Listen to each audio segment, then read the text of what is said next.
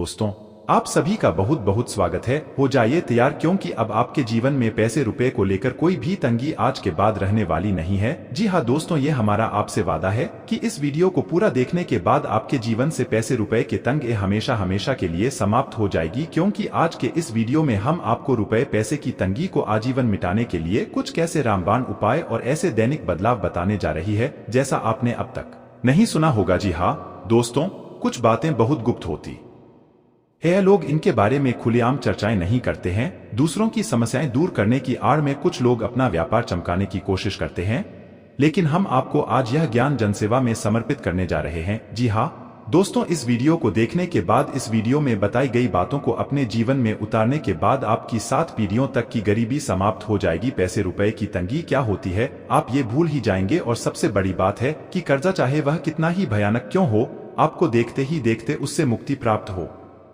जाएगी। जी हाँ दोस्तों, यह कोई सामान्य वीडियो नहीं है जिसे आपने YouTube पर देख लिया। दोस्तों, इस तरह के वीडियो बनाने में बहुत मेहनत लगती है। एक एक बात को चुनकर खासतौर से आपकी समस्या को दूर करने के लिए आपके सामने लाना पड़ता है, और हर एक बात को कई लोगों पर आजमाया जा चुका है और इसके सबसे उत्तम परिणाम प्राप्त होते हैं। उन बातों को आपके सामने हम पेश करते हैं। जी हाँ दोस्तों, सत्य को प्रमाण की कोई आवश्यकता नहीं होती है। हम आपसे यही कहेंगे कि आप इस वीडियो को पूरा देखें और इसमें बताई गई बातों को कुछ ही दिनों के लिए अपने जीवन में उतार ले। फिर आपके जीवन में जो बदलाव आएगा आप उसे हमें कमेंट करके बताएं। यदि आपका जीवन नहीं बदलता है तो आप हमारे चैनल को अनसब्सक्राइब कर देना और हमारे वीडियो देखना बंद कर देना। तो चलिए दोस्तों, आज का वीडियो शुरू करते हैं, लेकिन इससे पहले आपको एक ज्ञानवर्धक कहानी सुनाते हैं। दोस्तों, इस कहानी का इस वीडियो से बहुत गहरा नाता है, बहुत गहरा संबंध है। तो एक बार की बात है कि एक बूढ़ा आदमी अपनी बैलगाड़ी को कहीं ले जा रहा था। उसकी बैलगाड़ी में कुछ सामान लदा हुआ था। तभी अचानक रास्ते में एक छोटी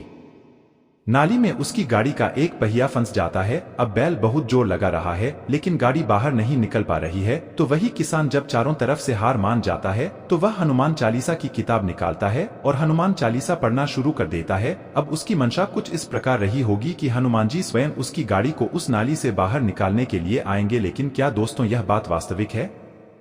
ऐसा सचमुच में होता है क्या? तभी वहां पर एक संत निकले, साधु निकले, और उन्होंने देखा कि बूढ़े किसान की गाड़ी नाली में फंसी हुई है और यह लगातार हनुमान चालीसा का पाठ करता चला जा रहा है। तो उन साधु महात्मा ने उस किसान से कहा कि हे किसान, तेरी गाड़ी नाली में फंसी हुई है तो इसे निकालता क्यों नहीं है? हनुमान चालीसा का पाठ क्यों करता जा रहा है? तो किसान कहता है कि तुम्हें क्या लगता है, क्या मैं कुछ कर नहीं रहा हूं? देखो, मैं हनुमान जी को याद कर रहा हूं, हनुमान चालीसा पढ़ रहा हूं।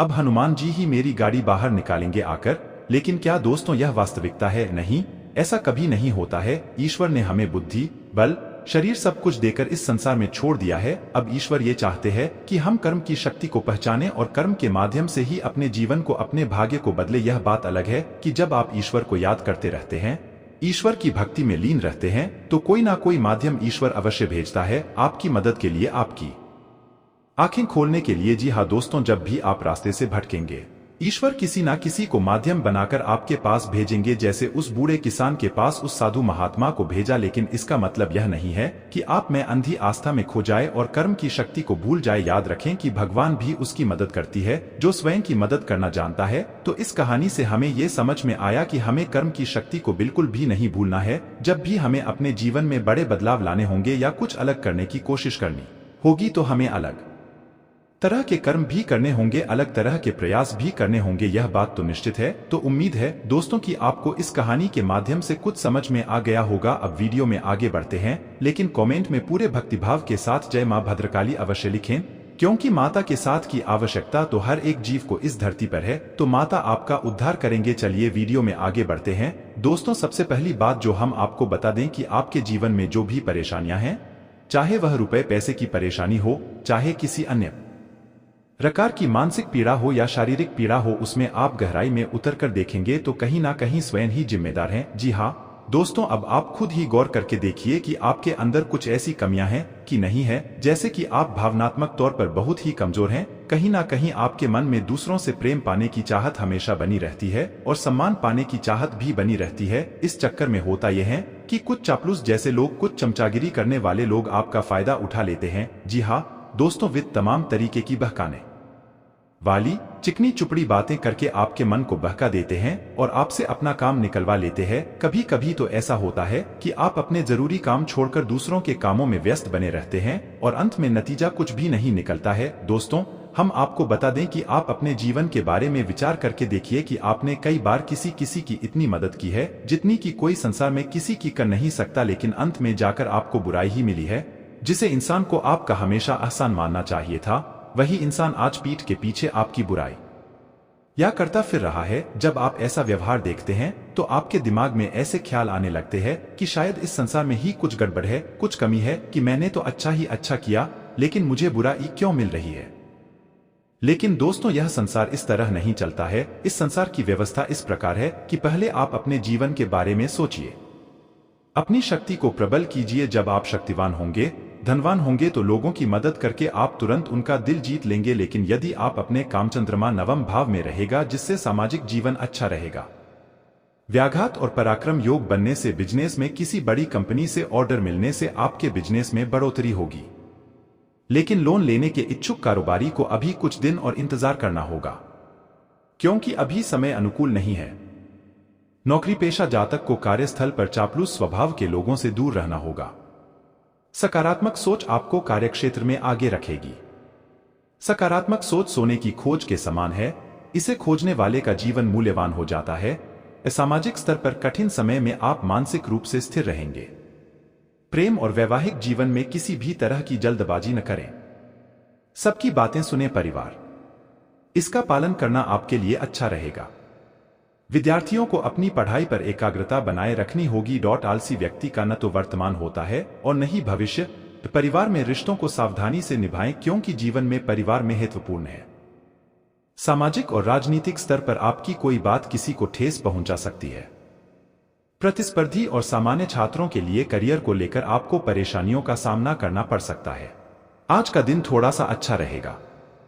नौकरी करने वाले जातकों की बात करें तो आपको आज आपके दफ्तर में कठिन काम को करने के लिए अपने अधीन कार्य करने वालों का सहयोग बहुत लाभकारी सिद्ध होगा। व्यापार करने वाले जातकों की बात करें तो सोना चांदी के व्यापारी आज कुछ परेशान नजर आएंगे, उनके कार्य में बहुत अधिक मंदी रहेगी। शादी विवाह के सीजन में आपकी खरीदारी थोड़ी अधिक हो सकती है, इससे आप संतुष्ट रहेंगे। युवा जातकों की बात करें तो आज आप किसी दूसरे की विवाद में ना पड़े, अन्यथा यह विवाद आपको महंगा पड़ सकता है। दूसरों के विवादों से दूर ही रहे तो आपके लिए अच्छा रहेगा।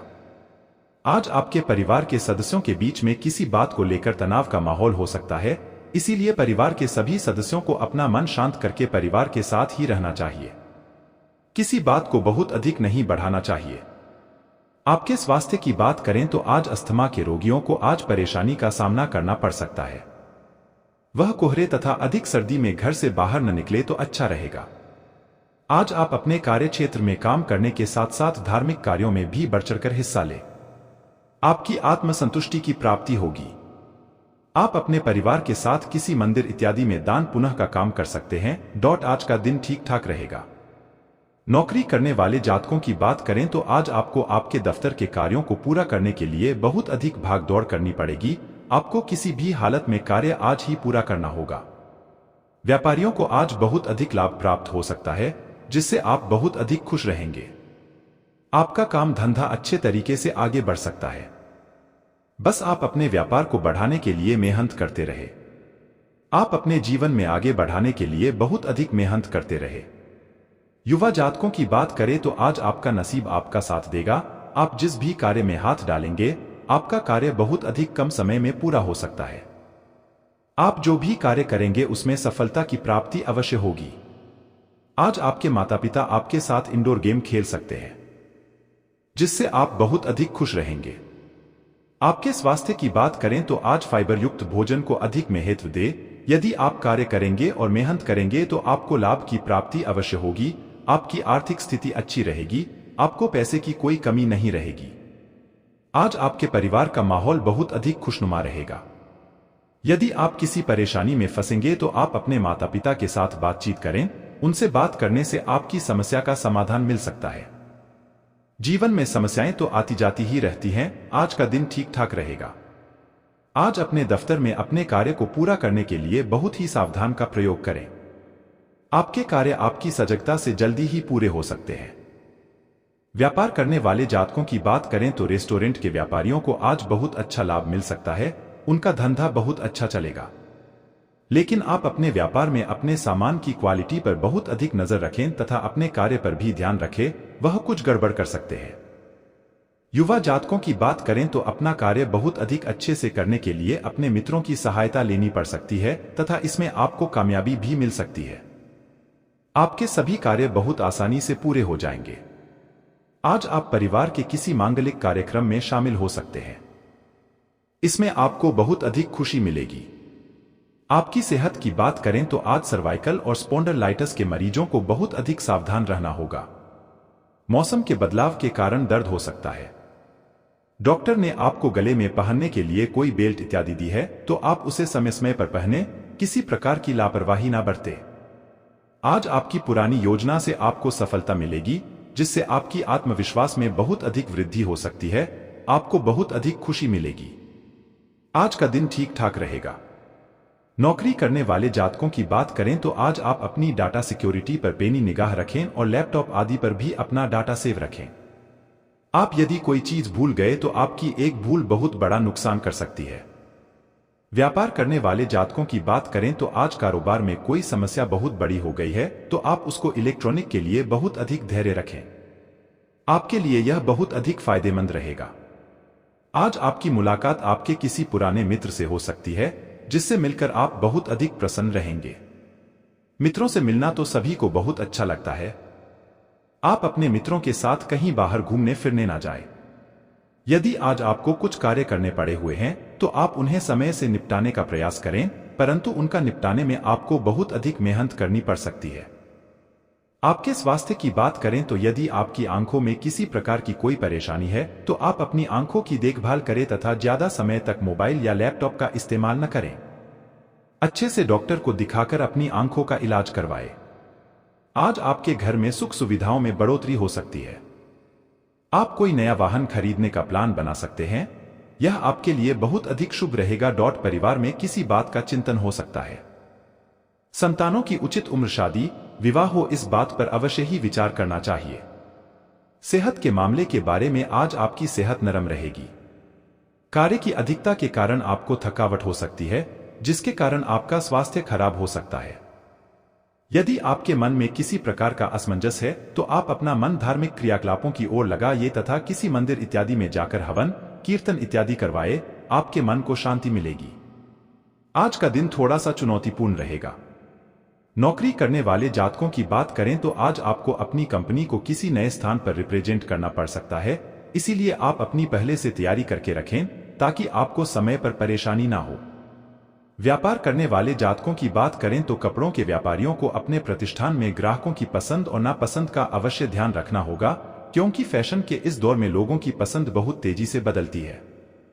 युवा जातकों की बात करें तो युवा जातक आज अपने मन की बातें अपनी माता पिता से शेयर कर सकते हैं। इसमें आप किसी प्रकार का कोई संकोच न करें, उनके सुझाव से आपकी हर परेशानियां दूर हो सकती हैं। संतान के विवाह को लेकर आज आपके परिवार में किसी बात का चिंतन हो सकता है। संतानों की उचित उम्र, शादी विवाह हो, इस बात पर अवश्य ही विचार करना चाहिए।